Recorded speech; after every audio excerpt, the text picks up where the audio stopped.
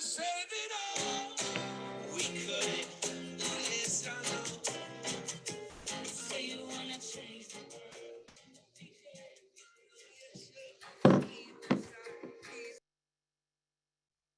Hello, friends, relatives, and community.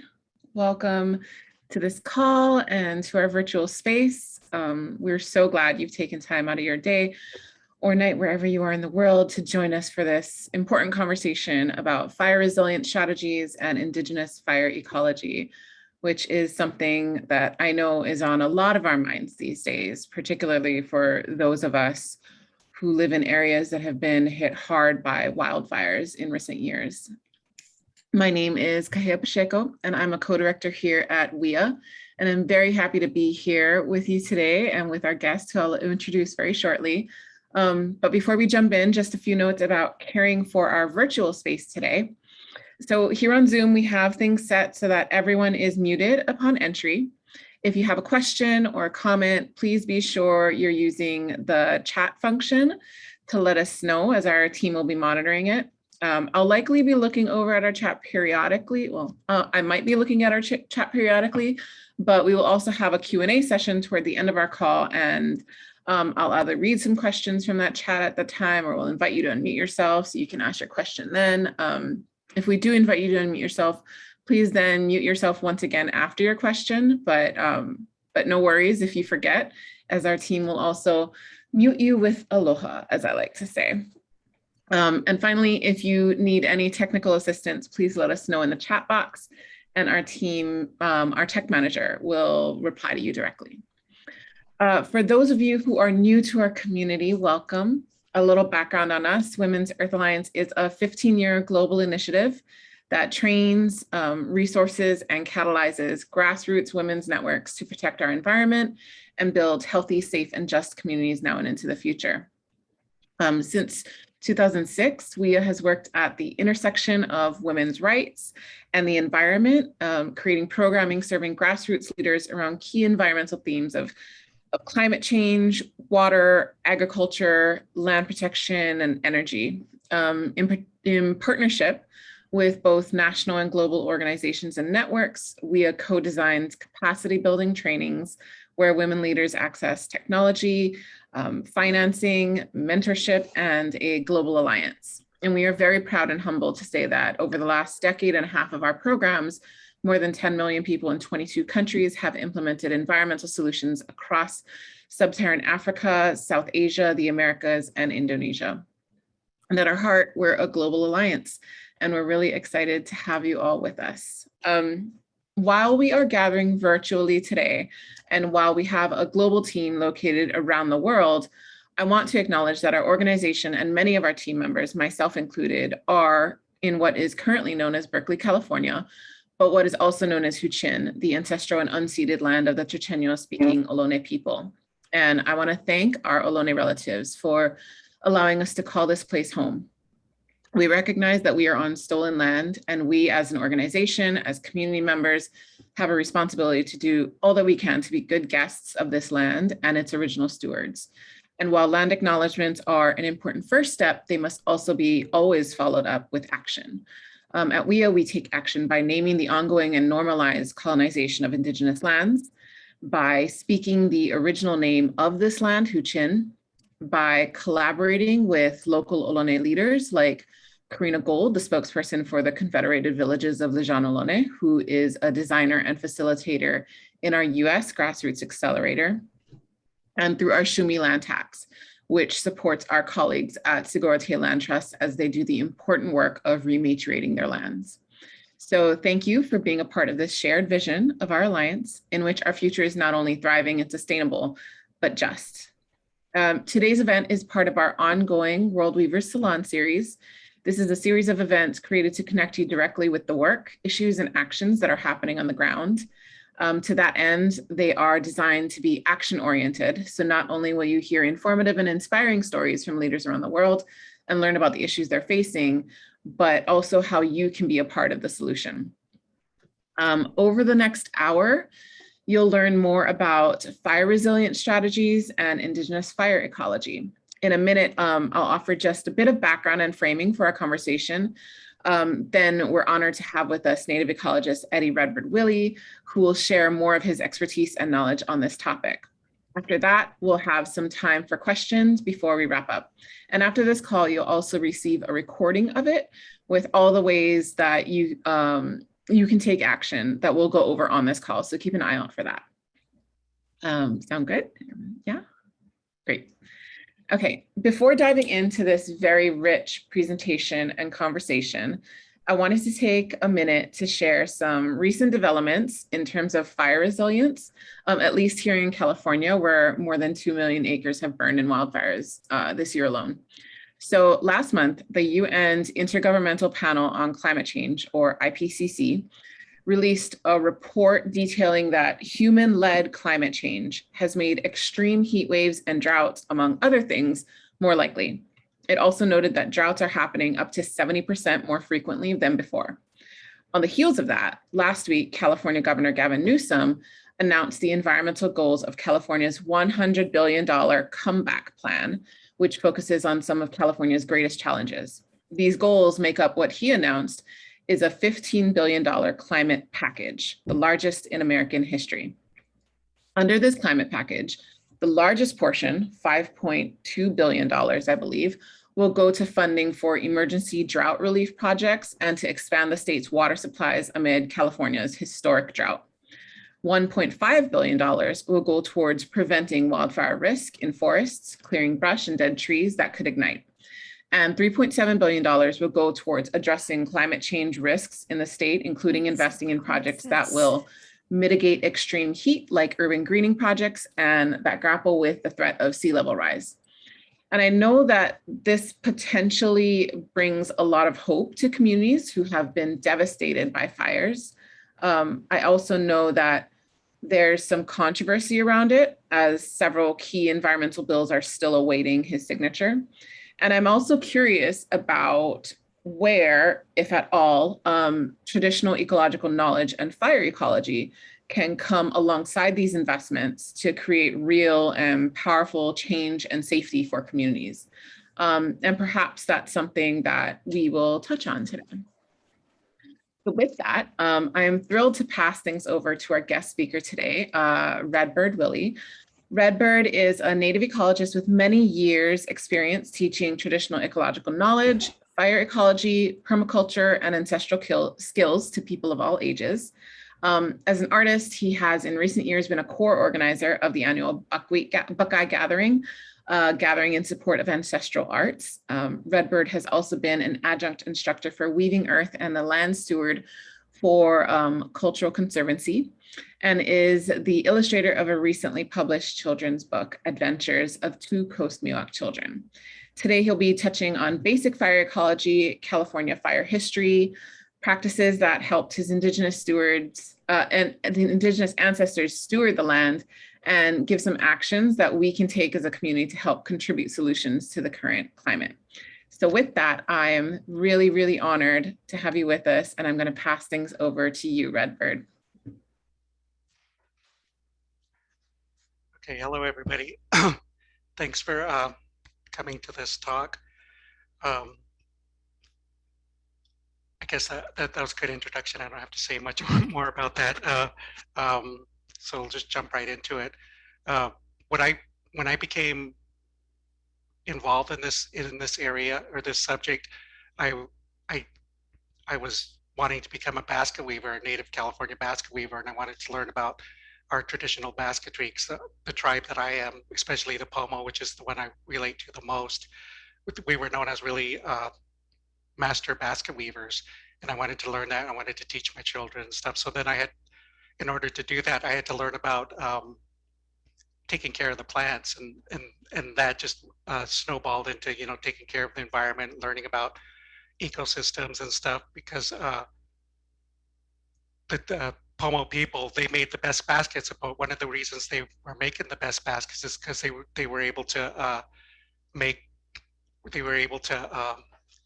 take care of the plants and make the plants the best possible plants for their baskets. They were able to grow them in the right way, and manipulate them in different ways for depending on what type of basket they were making. And so that's what I began to learn is about that, how they did their baskets and the techniques that they used. So, and one of the things that I learned was that in order to make California the way that it was, they they had to apply this thing called moderate disturbance to the land, and so they were doing that all up and down the state. California was it's a big state and was just full of people, all different kinds of people, up and down the state, and all they were all doing that. They were all applying this moderate disturbance to the land in their own ways. You know, each tribe had their own things that they were doing. Each village or each valley had their own different things that they were doing to the land. All, uh, and one of the they had a lot of different tools that they were using to do this. You know, to do this moderate disturbance. One of the things, a few of the things were like digging in the ground or coppicing plants, and and and just manipulating the water and doing different things like that. But one of their main tools is what we're going to talk about today is fire. Fire was one of their tools that they used to make moderate disturbance on the land. And what we have today is we don't have moderate disturbance with fire.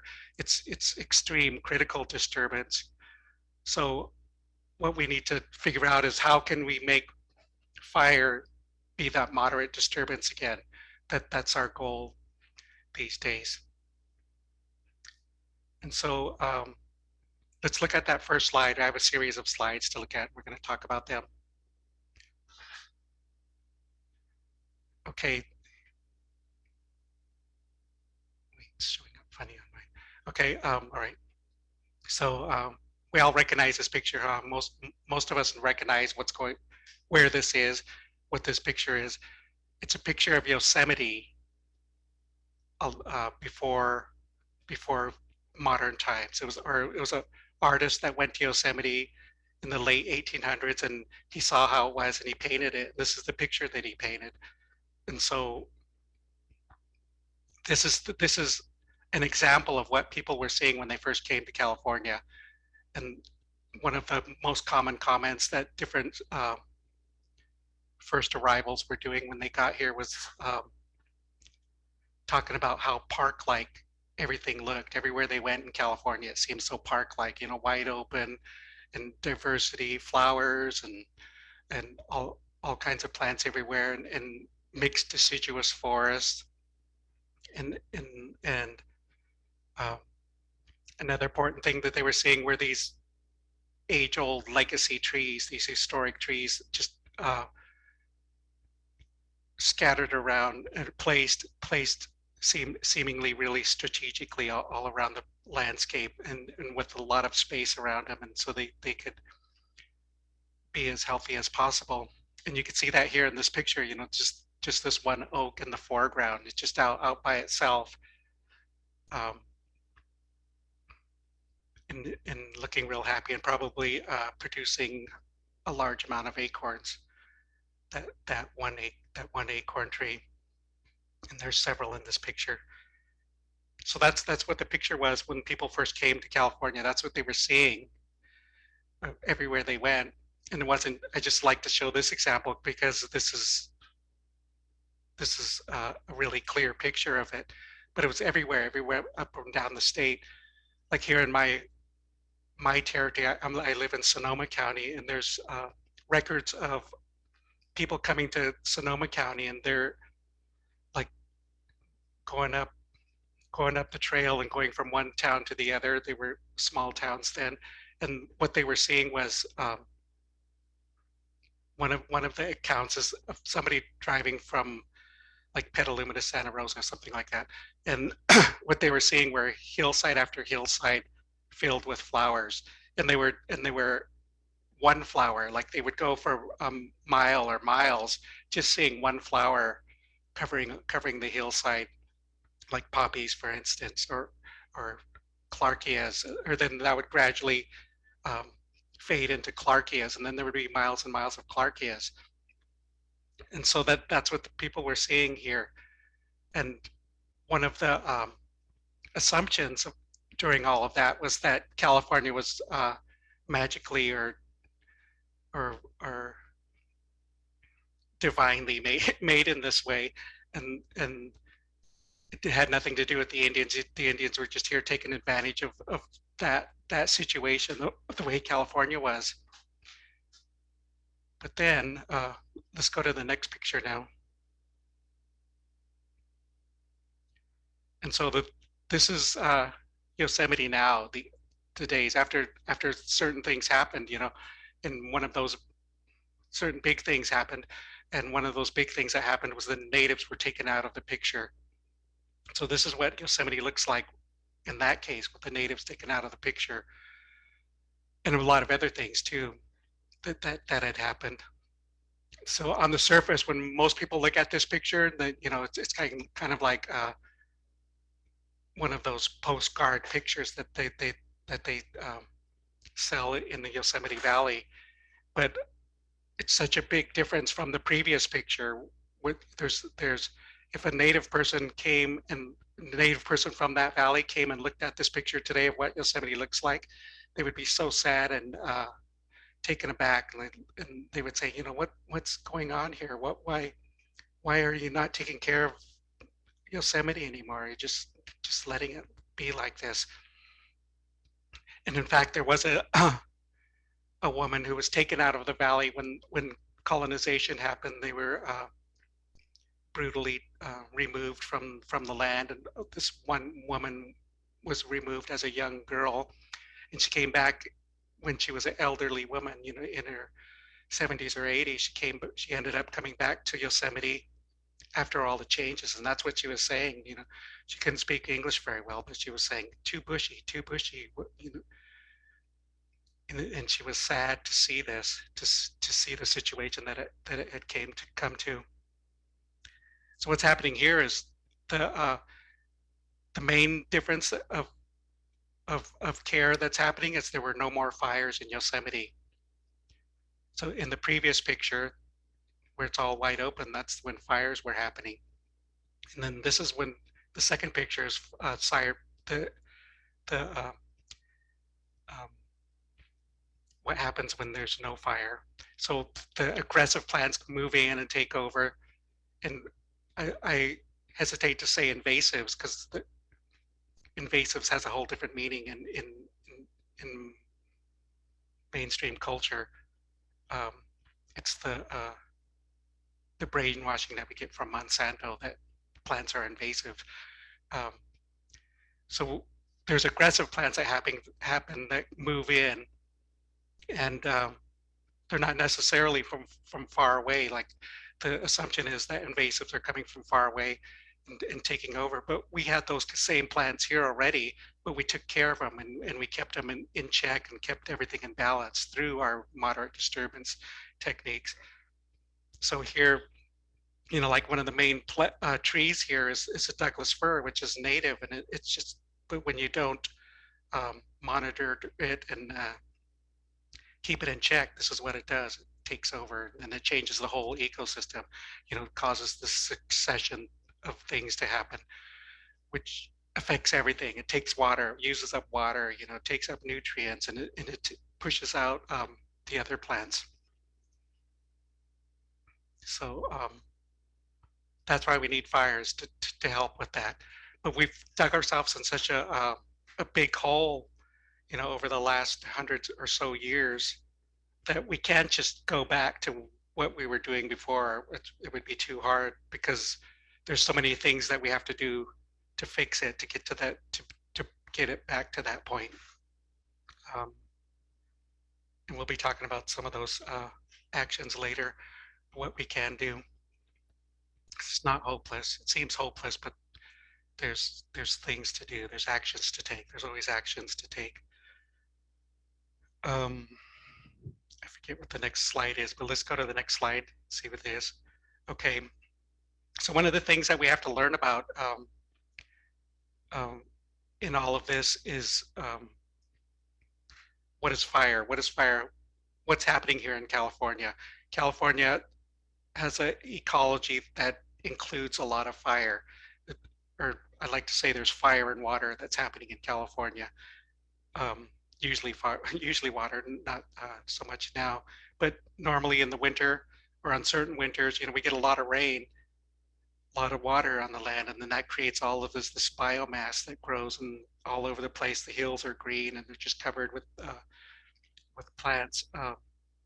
And then here in California, then we get the dry season. We get the wet season, then we get the dry season. The dry season, all that biomass from the rain dries up and becomes fuel. So, and then that's the way California has been for a long time, and it's going to continue to be like that. That's always going to happen. We're always going to get fire, and and the plants and the animals and even the people, the native people, they evolved along with that situation. And there's plants that need fire now. There's animals that need fire now. So one of the processes that has to happen is we have to learn about our our areas, our homes, and where we live. And so this is an example of that. The fire history in where I live, Sonoma County area. Here you can see how fire affects this area. These all the different colors here. You probably can't see the little writing, but all the different colors here are fires in different years or different decades. The different fires that happened, and so what ends up happening is it ends up um, making fire almost everywhere. Area that hasn't burned is expected to burn sometime. In the areas that have burned already, there's a little of working room there where you could expect no big fires to happen there again for a while anyway. And this is kind of an old map. It doesn't even have the most recent years on here, which have filled in some of the blank spots here already. Another disturbing thing for this area is like further south in Marin, there hasn't been a lot of recent fires. There's been a lot of old fires. You can see where the old fires are, but there's a lot of blank areas where there haven't been fires yet, which is something to think about. Another thing that we learned uh, from knowing the history is how fire comes to the land, or how it comes to certain areas. Like, I wonder if you probably can't see my cursor, huh? All right, like in the upper left here, that was the big fire that went into Santa Rosa a few years ago, the Tubbs fire, and it burned into Santa Rosa. But another thing, if we study this map, we'll look and see that there was another fire there that has almost the exact same footprint as the Tubbs fire, and that was the Henley fire from the 1960s. And then if we were to go, this map doesn't go that far back, but if we were to go even a little further back, there's another fire in the same exact spot, same footprint, and we could go back to at least two more fires that have been in that same spot. And what I call these are fire geysers, because they erupt on a regular basis. They start up in that top area, Calistoga area, and they blow down this canyon and then down into Santa Rosa. Just certain time of year, certain time conditions, all these certain conditions happen on a regular basis. And when they do happen, there's fire in that valley, in that corridor. And if you learn about your different areas, most likely here in California, you'll find the same thing, where there's repeated fires over the centuries. This particular one in Santa Rosa is every 30 to 40 years that they've been happening.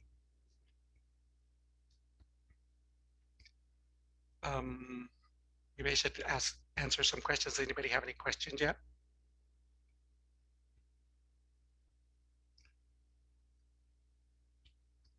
Move on. Someone has a question. Maggie is wondering if droughts are worse because of the changed and changing ecosystems.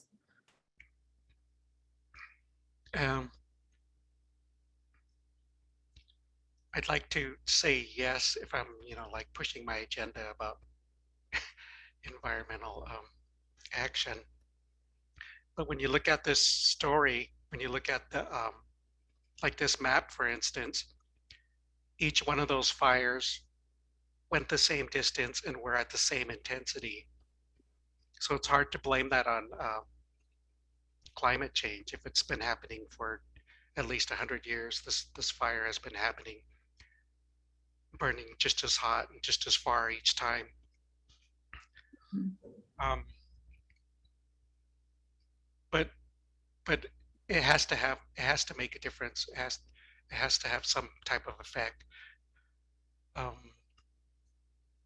Because we have had serious droughts in the past too. But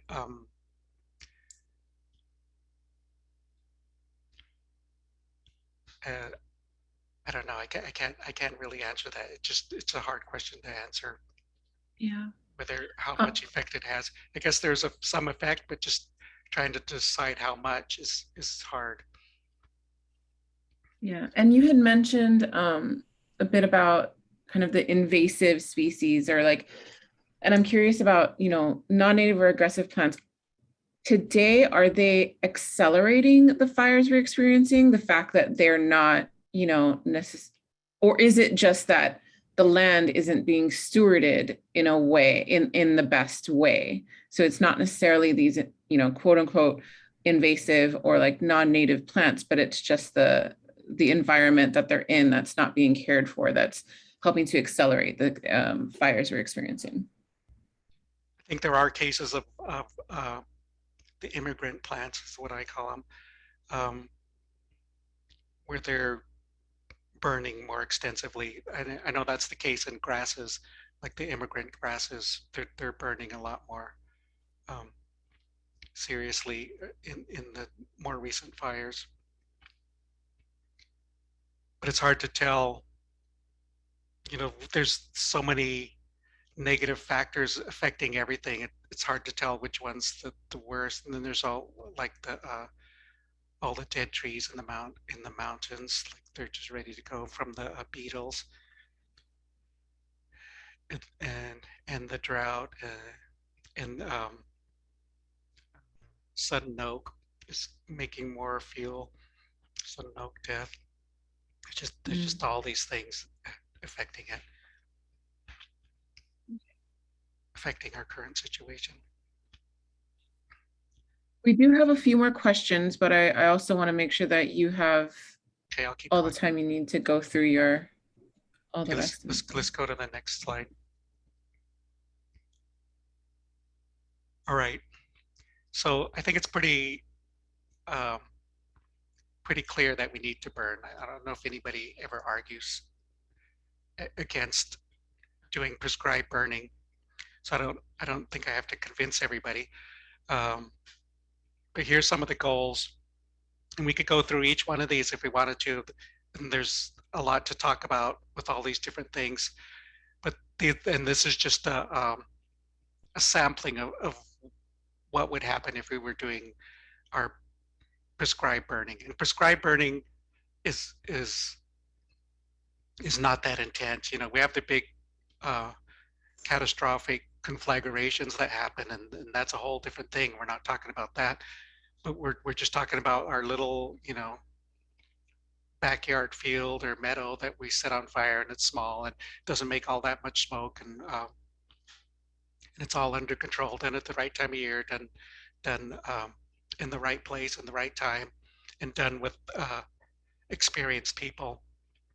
Like that's one of the goals, is that we need to start training up these people, fire bosses that can go out and um, supervise all of these different fires that we need to be having everywhere. So it needs to be a statewide or a multi-statewide push to train up these people. It's happening in here and there in a good way, but it needs to be a lot bigger. So makes healthy plants and germination. So plants, like as an example of that would be like the sudden oak death. Like those trees are struggling that are getting hit by that. But if there were fires, if there was a regular fire regimen around those, that would um, control pathogens and bugs and all the things that might affect the health of the ecosystem. It improves the water cycle by beating back these aggressive plants, like in Yosemite, those Douglas firs that are just soaking up all the water and taking all the water. In the in the old days, like the first picture that I showed you, um, in that time, all the streams ran year round, all the waterfalls ran year round because of the practices that were being used there. Promotes diversity by beating back those aggressive plants and letting them more delicate, especially like herbaceous plants, have their time and space to grow. Um, I'll just say one more thing about this one is that it continues long time relationships, and those long time relationships are the relationships that people had with the land and with fire. That's a big, deep, and wisdom filled relationship that we all need to get back to.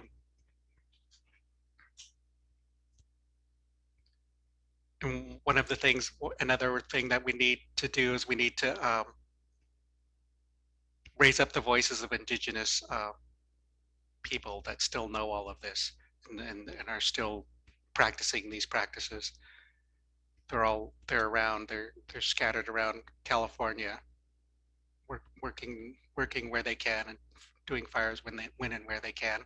But it's always a struggle, fighting against the national park and the governments and just the mindset of people everywhere about smoke and about fires and trees burning. One of our best allies that we have is smoke. That smoke is something that can be a good thing. It's bad, and when we have these big bad fires, but it can be a good thing. It's in traditional cultures we have this thing called smudging, where we smoke ourselves. We could take certain plants and we smoke ourselves. In the ideal situation where we're back where we are back to doing these practices, we could pick where we're going to grow. Like let's go burn that mugwort patch today, and then that would smudge the land. uh, and smokes, even in these big fires, smokes helps. It's a fumigation type of thing where it makes things happen. Like uh, natural processes are dependent on the smoke coming. It'll trigger plants to do things. It'll trigger microbes to do things, or the animals to do things when the smoke happens. One of the things that most recently happened was the salmon are having a hard time right now, and one of the things that's causing that is the streams are getting too warm. And they need cold streams to survive. And so these big fires that just happen, they're bad, and there's all this bad smoke and stuff. And I agree to that, and it's not a good thing. But it just so happens that all that smoke cools off those streams because the sun's not hitting them. It puts a little shade on those streams. So one tiny silver lining of all that is maybe the salmon are getting a little bit of help from the smoke. There's a lot of things we could say about smoke too, but let's go to the next slide. Or maybe somebody might have any questions about one of those other things too, those other points that are happening. There are many, many questions, so we're gonna have a really good, all right, a really good Q&A session. Yeah. Okay. So this is people putting fire on the land up in these Sierras, and one of the things that you can do, like there's a lot of hurdles when you're trying to do prescribed burning, and but there's ways around it. There's ways to make it happen to in in a, in certain ways anyway that are almost as good as uh, the way we would want it to be. And one of the things is to do brush piles, and that's what's happening here. Is where they gather, you just mechanically thin the environment. You cut down the trees and um, trim them up and then put it all in a pile and then burn it. And uh, and that way you could get away with, if it's being done at the right time of year, you could get away with, flame lengths this big. That's pretty big right here. And but it's also doing those same things that I was just talking about. It's a triggering thing. The smoke gets out and gets into the land and it makes things happen. Another thing that it will do is it'll force plants to do certain things. Like if it was just on the edge of doing something like getting ready to blossom or getting ready to drop the acorns or something like that, a little splash of smoke in this on the situation, and that'll trigger it, and they'll do whatever they were ready to do. So just doing small brush pile birds like this are also good. And then it also, makes the ash that can return to the soil and you spread it around and that. I don't have a clock here, so I'm wondering how much time I have. You're doing good. Keep going. You want to take, another 5 minutes, that'll give us a good amount of time for questions. Okay. So these are the type of things that we need to do to address this situation. The story of place is what I was mentioning earlier. Is about just learning about where you are. I mean, it's almost not good for us to worry about the big picture. That's hard, and sometimes something we can't do anything about. Um, but what we do have more control over is just our immediate locations. What can we do about our immediate location? And story of place is learning where you are. What about your home? What everybody needs to learn is what's the fire story where you live in your valley and on your mountain, and because if you live in California, there's a story there. Where was the last one? Which direction did it come from? And how far did it go? And what was the intensity and all those kind of things? And then working on that, what can you do to how can you deal with that? Like for example, if every time the fire happens in your area, if it always comes over that little saddle in the mountain, so then maybe that's where the uh, effort needs to be focused, is in that saddle. That's the acupressure point for that area, for protecting that area. In your house, which direction does it come from to your house? And then working on that side of your house. If it's coming from the northwest, okay, work on the northwest side of your house. What do you have to do to that area? And there's a lot you can do. That's one of the things here. How do you fire harden your house? There's a lot of different strategies for that, because we build our houses in this society. We build our houses to be tinder boxes. They're built to explode, and in our latest fires that we've had, that's what happens. That's what keeps the fire going, are the houses that just explode from the inside out. The sparks get inside the house and there's all this tinder and timber frame and chemicals and all those flammable things inside of a house, and they go up pretty fast. So that's how we have to. Oh, WUI is, in case anybody doesn't know, that's wildland urban interface, and that's another place where we have to question that. Why that's where a lot of our uh, friction with fire happens, is in those areas, is where the wildland meets up with our urban interface, and that's where we want to build all the time. That's, that's where our the homes that people want and work for all their lives are the homes that end up in those areas. And that's a hard place to live. That's where the fire is. That's where the fire is going to happen.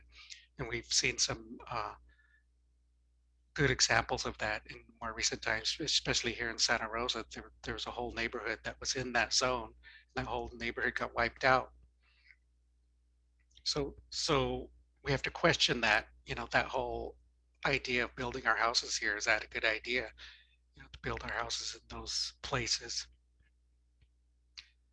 And if we're going to continue to build as we are, like in that neighborhood in Santa Rosa, they're just rebuilding again. A lot of people left, a lot of people just rebuilding their homes again.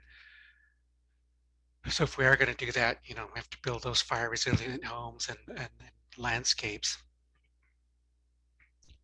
So the last thing on here has to do with the prescribed burns, and it's prescribed burn regimens aim toward arresting succession to create fine-grained mosaic pattern resilient ecosystems. And that's a packed sentence right there. We have to pull, we could take each of those little words and pull them out and talk about them. But what it's saying is that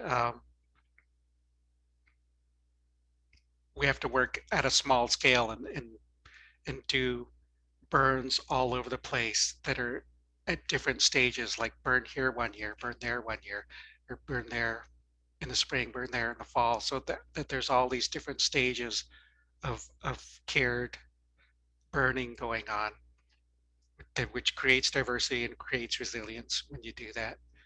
And the finer grain means they're smaller areas. And what California Indians were doing was they were arresting succession, which means they were keeping an ecosystem at one stage of succession, because that was the stage that had the best benefits for animals and people. And one example of that was the oak tree in the savanna, like out in the open. That's a example of arresting succession. And let's go to the last one. What's the last one?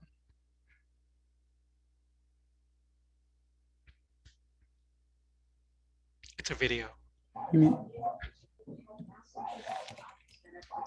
And this is what we're aiming for as a fire ecologist and cultural burn practitioner. What we're aiming for is this: the small flame length, slow burning fire. It's called what we call good fire. Just burning off the top, burning the duff. Because it's already been cared for, it's already been burned for the previous year, and so all we need to do is just come back through and give it another burn, and then it's doing all the things that we want it to do. To recycling nutrients, it's killing pathogens, it's doing all those good things. That didn't run very well, but that's okay. It's kind of choppy. I think I left out a part too. Another part toward the end of that was scraping the black after the fire had passed through. And when the black is scraped, there's unburnt material underneath it, and that means the fire was good. It was a cold fire. What we're having in recent times is these hot fires that burn deep into the ground and burn the roots and kill the plants and and bugs and microbes and all those things that we don't want to kill.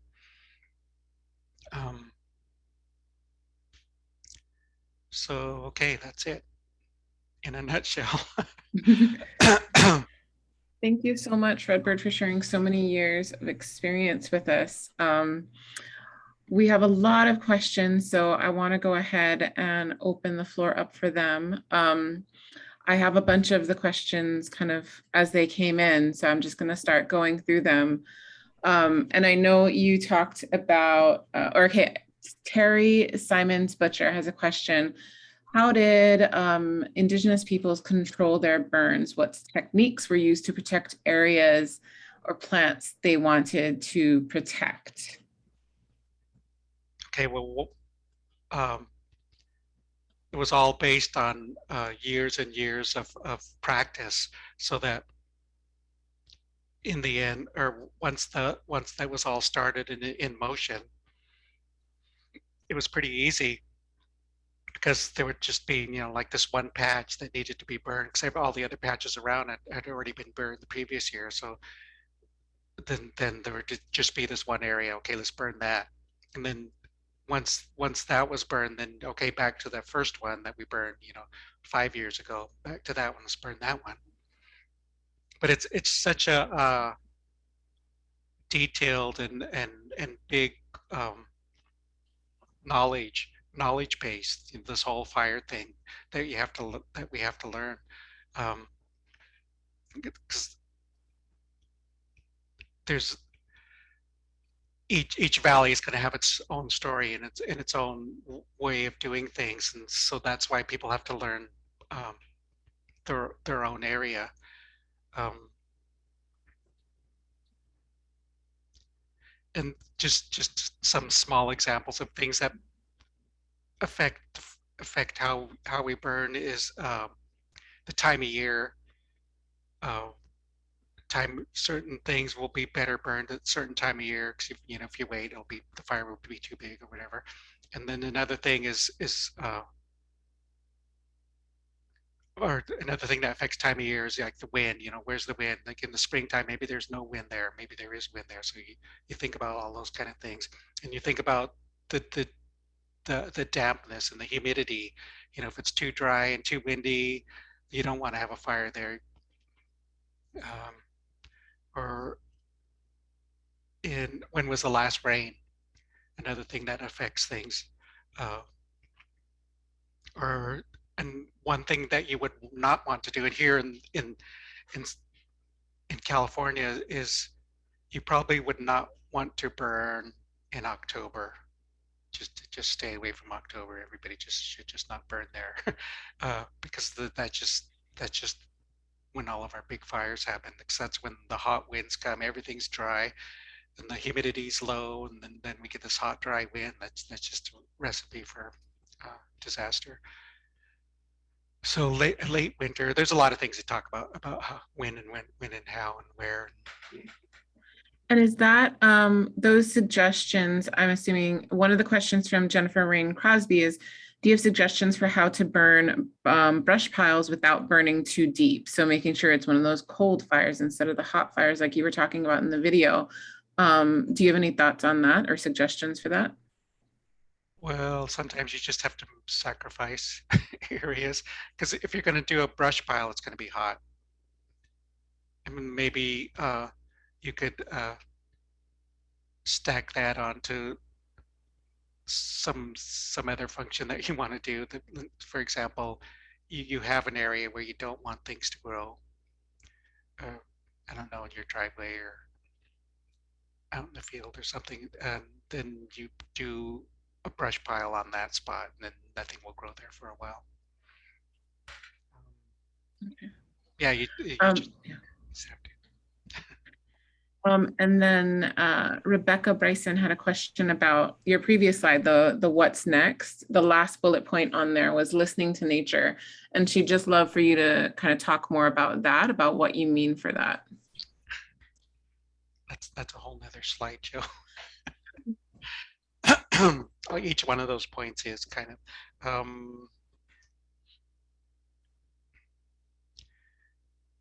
just learning to be in touch with your surroundings. You need to go out and just be in nature. Just the more you're in nature, the more you learn, the more you know about what's going on out there. Like one of the things you might want to learn is like when a plant is flowering or when it goes to seed, and when the birds come. It's like if the birds are taking over your brush pile, and it's nesting season, you don't want to burn that brush pile. You wait till nesting season's over.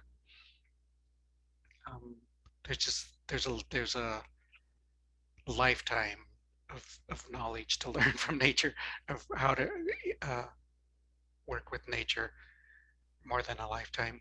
Like with the native people here passed on their knowledge generation after generation. So it was generations of knowledge that they were passing on how to deal with fire.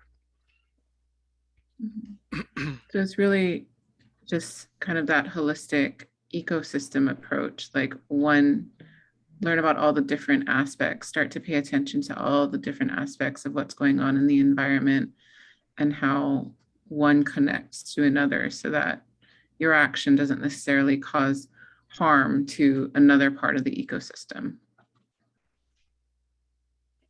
Yeah. Sarah Bray had a question. Is there a problem with regeneration of new species due to the length of time between burning? So like, for example, has there been any decline in native pioneer species? Yes. Like So, yeah. all of our ecosystems have been severely compromised here in California, just everywhere. Yeah. We used to have the biggest and most uh, extensive marshes anywhere in the world here in California. And all the valley was marsh, just full of birds, and all of the Bay Area was marsh. You know, all around where there's wharfs and piers now, that was all marsh, and it was all just full of birds and all kinds, millions of birds. That's not happening anymore. Just to give one example. Does that answer the question? What was the question again? I guess, yes. Or I guess, is there, like with the length of time between burning, does that have an impact if it's a longer period of time versus, a shorter period of time? I know right now we're having fires, every quote unquote fire season now that are massive wildfires. So what's happening?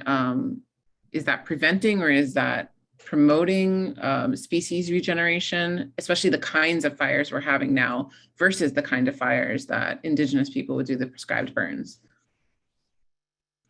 There were so many different kinds of fires um, that were done. You could do a fire in the spring or fire in the fall or winter or summer. Just all of them were done for different reasons, for different outcomes. Um, like for different plants, you would do a certain burn regimen, or for different ecosystems, you would do a different one. And then, but even the same plant, like our like our sedge plant that we used for basketry, we would burn it in a certain way and in a certain interval if we wanted a certain outcome. We wanted to make a certain kind of basket, but then if we wanted to make another kind of basket, that would change. We would do a different burn regimen on it, and it's just complicated. And then you think about all the other plants, and they all have different ways of burning it. So burning is a community thing where people come together and they talk about it. You know, every burn they have, they come together and talk about it. And for a long time, there's all these different factors that you have to weigh in on, and different people have different needs. Like there's the hunters, there's the basket weavers, and then there's uh, the herbalist. And they all have their say, and they all have to figure out uh, how they're going to burn a certain area, and when and where and how. And different people would be in charge of different fires too. Like the women would be in certain women would be in charge of certain fires, and then the men would be in charge of certain fires, and they all went about it in different ways. California was really a culturally culturally diverse area. Each uh, section had their way of dealing with fire and their things that they wanted to get done.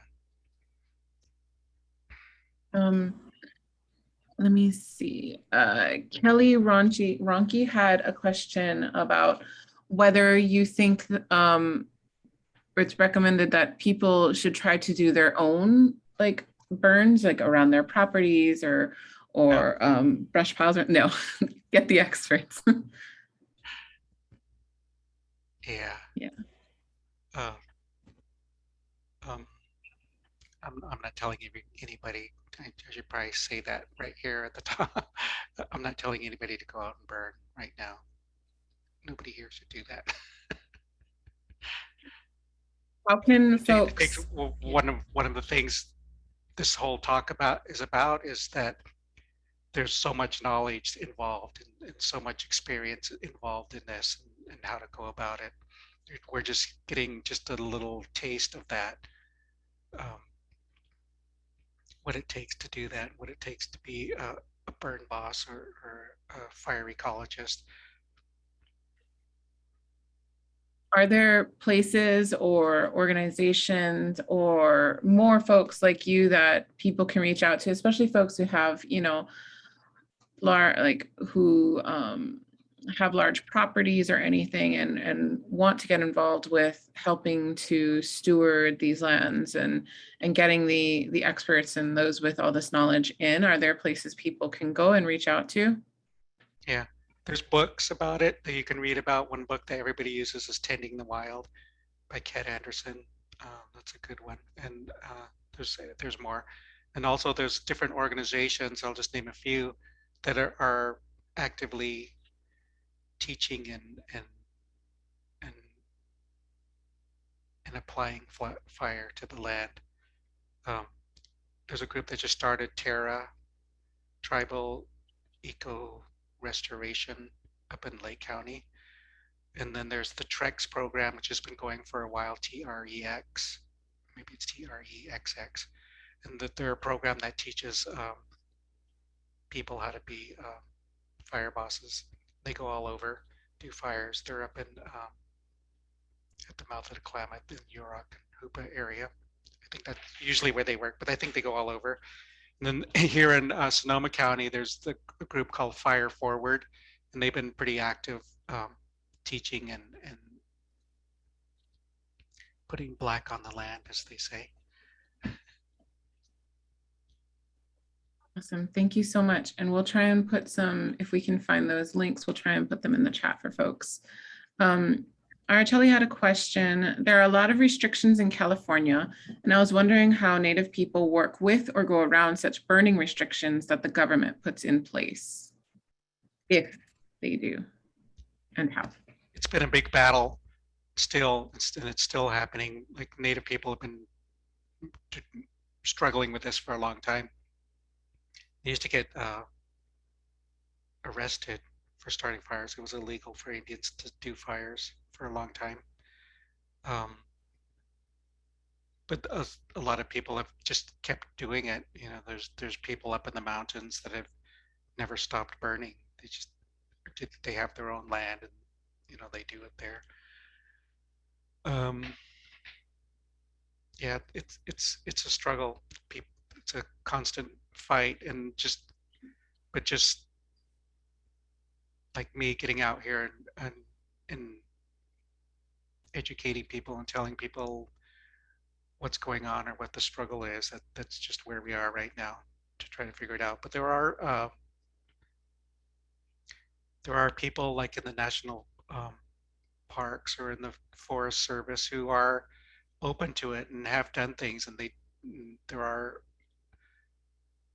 has been a lot of movement in that area, but there's still a lot more to be done. And usually it's there's rangers that I could talk to. They're just all for it, and they want burns to be happening all over the place. But they're just one person, and they have to answer to the federal government, which is harder, makes it harder. And then every now and then, prescribed fire will get away, and that just sets everybody back. But it's usually so obvious about why it got away. That's the wrong time of year, wrong place, and the people weren't trained up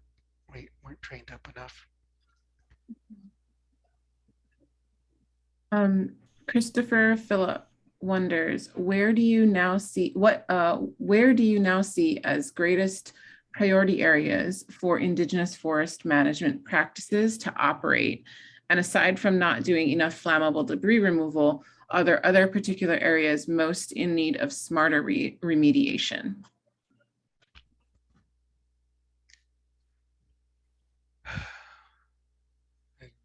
There's just, I think just working on any of the many fronts is going to be good. It's going to help. Um,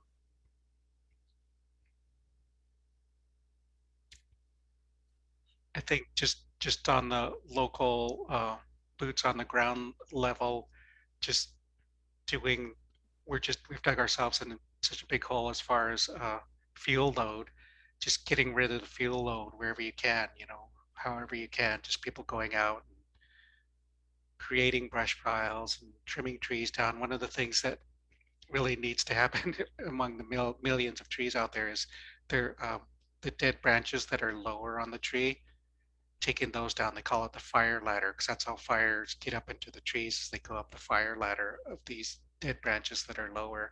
So just getting rid of those, just going out. Everybody needs to go out and do that.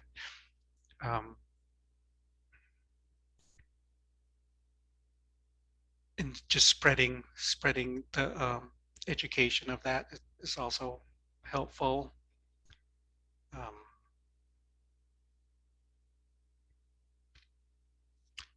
I don't know what else to say about that. There's so much. Everything I said earlier, do that. Amy Skazas wonders, I would like to know Redbird's view on prescribed grazing as a tool along with prescribed burning. Yeah, You have that's what I thoughts? was saying was that there's multiple fronts to work from, and that's a good one. Grazing, just goats and sheep, and 'cause that's something that's missing. When I was saying earlier that so many things are taken out, like in Yosemite, so many things were taken away, and that's one of the things is the elk and the deer, those grazers that used to help out. Another thing is beavers. Beavers were a big help in the land, and they're not there. All the different animals that did their part.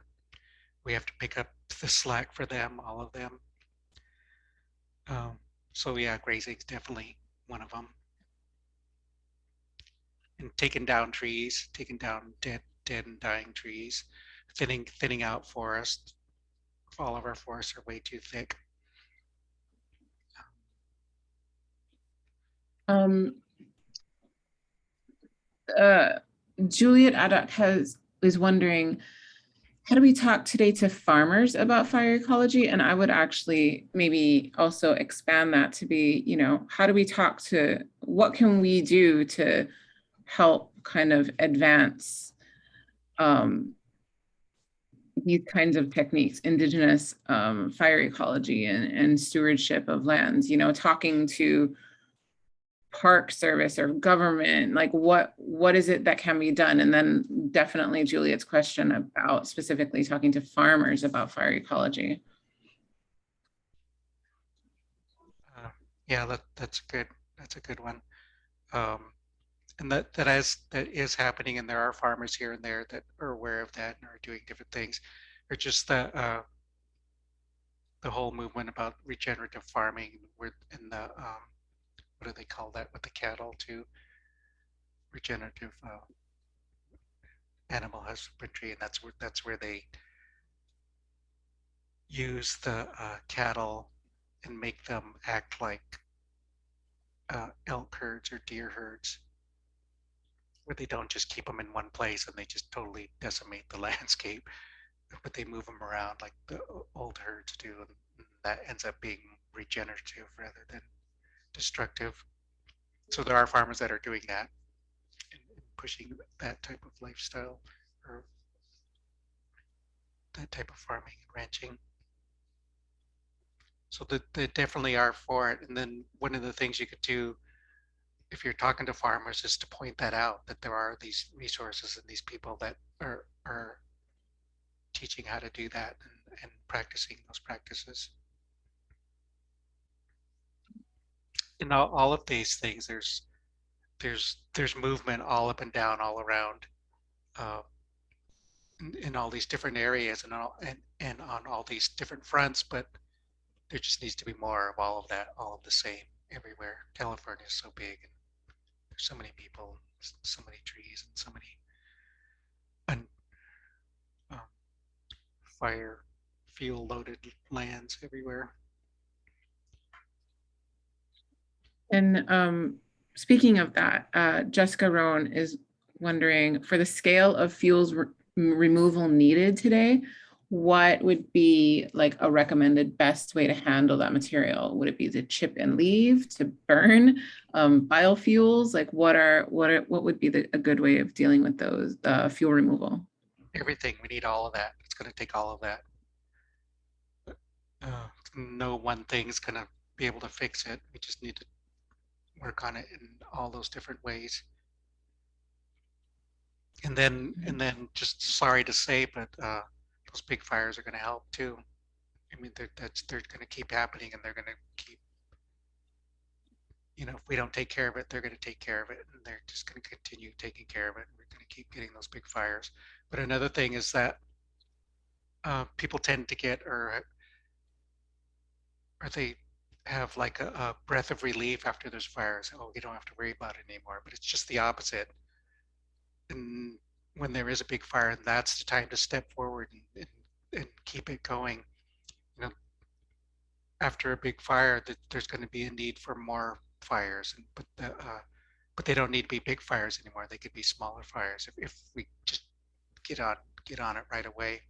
It's another thing that happened. One of the things that happens, like here, we had the Vision Fire out in West Marin, and it was a big fire, it took everything out. But then a few years later, you go back there, and it's just a dense forest now, because all those um, pines that were regenerated from the fire, which is like something that you want, but no follow-up fires happen. So all of those pines just grew up, and they're all like 1 foot apart. All these pines just so thick, because the natural processes weren't allowed to happen after the fire. Now it's even a worse tinderbox than it was before. So the fire just calls us to action, and we have to take it right away after those big fires, because it clears the board. Now we have to do whatever we have to do to keep it at a safer level. And what are some of those things that we can do? Rebecca Snyder is wondering, are there post-burn practices that people would use to further manage the land, which I think is right on par with what you're saying. Yeah. And then, like I said, each area is different. You have to know your area. What needs to be burned. Where's the direst need. Like if the fire is going to come over the mountain right in that spot, then you go to that spot and work on that spot. Mhm. Each area is different. I think, like what I was saying before, is that we have to know the story. And the reason I put that at the top is because that's the first action. That's what everybody needs to do first, is to learn the story of your area. You can't do anything else till you know that. You can't do all these other things. Yeah. We have time for maybe one more question, and I'd love to know what your vision for what California could look like would be if traditional burns were the policy for stewarding this land. And I'm just going to open that to you. So, what would be your vision for what California could look like?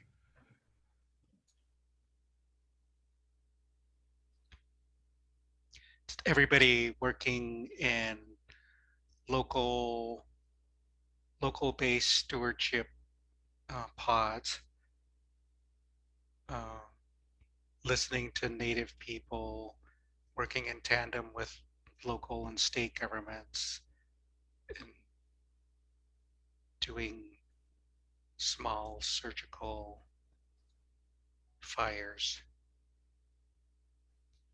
based on the words of the local Native people and other experienced people. And yeah. May it be so. I love it. I almost want to, or I just want to kind of end with us recalling that image you put up at the start of your talk about Yosemite and what that looked like. Yeah, that's what we want. That's what we want. Yeah. That's my image. I mean, that's the image that I want. I want Yosemite to look like that again. Yeah. Well, I think that's all the time we have left for questions today. I want to thank everyone who put a question into the chat. I'm sorry if we didn't have enough time to get to every single one. They were wonderful questions. And thank you so much, Redbird, for all that you do and all that you've shared with us today. We really, really appreciate all the knowledge you're holding and the offering you're giving to all of us by being here on this talk and sharing that with us. And while we're just about coming to the close of today's call, we want to be sure that everyone knows that this isn't a stopping point at the beginning, and there are many, many ways to take action and to weave yourself deeper and stay plugged into the work moving forward. I'm going to ask, oh, there it is. There's a slide with Redbird's recommendations for what's next, wherever you are. I love the first recommendation, story of place. That's so much, that's often the first thing that we do in all of our work is learning about your watershed. And I love this idea of now learning your land's fire story. So please take a look at that. And obviously we'll send everyone these slides in a follow-up email. And since so much of our conversation today has been around forests, I want to invite you all to check out WIA's Women in Forest Initiatives, which is a partnership between WIA and Jane Goodall's newly launched Trees for Jane campaign. And we have the link there. And if you don't already, we hope that you'll join us in all the usual social media platforms and keep important conversations like these going, conversations where we talk about centering the knowledge and leadership of Indigenous peoples who have been stewarding this land far longer than we have, and have the solutions and knowledge that is best suited to place in their territories. So with that said, from everyone in our Global Alliance, thank you all and have a wonderful rest of your day. Thank you. Bye. There seems to be something lingering deep inside.